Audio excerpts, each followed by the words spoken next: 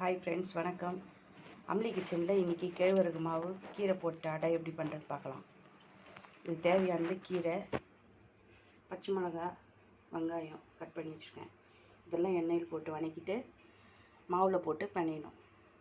வாங்க வீடியோவில் போகலாம். இங்கே ஒரு வானலில் எண்ணெய் ஊற்றி வச்சுருக்கேன். கீரையும் வெங்காயம் போட்டு வதக்கணும்.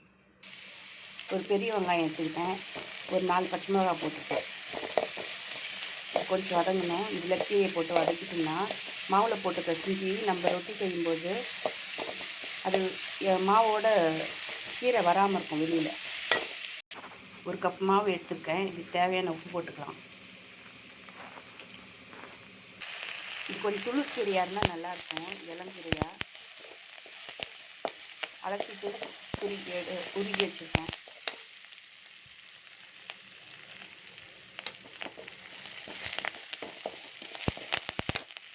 இந்த அளவுக்கு வதங்கினா போதும். ரொம்ப வதங்கிடுச்சுன்னா கீரை கசப்பு வச்சிடும். ஆஃப் பண்ணிடலாம்.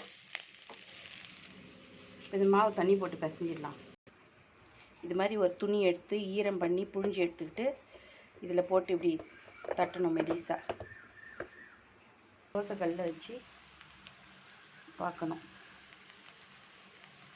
இது பாருங்கள், சிம்லி வச்சு பார்த்து எடுத்தோம்னா நல்லாயிருக்கும். இடர்ச்ச மெதுவாக தான் இடணும், மெலிசாக. இது நல்லா வெந்துடுச்சு. இப்போ இது எடுத்துகிட்டு இன்னொன்று போடலாம். இங்கே பாருங்கள், எவ்வளோ மெலிசாக இட்டிருக்கேன் பாருங்கள். துணியில் போட்டோம்னா நல்லா டக்குன்னு எடுக்க வரும். தவாலி தட்டினோம்னா கை சுட்டுக்கும், அங்கங்கே தடிமானமாக இருக்கும். இங்கே பாருங்கள் ஃப்ரெண்ட்ஸ், நம்ம கேழ்வரகு மாவு கீரை போட்ட அடை ரெடி. நல்லாயிருக்கு. ஈவினிங் ஸ்நாக்ஸ் ரெசிபி பண்ணியிருக்கோம். ஓகே, பாய். அடுத்த வீடியோவில் பார்க்கலாம்.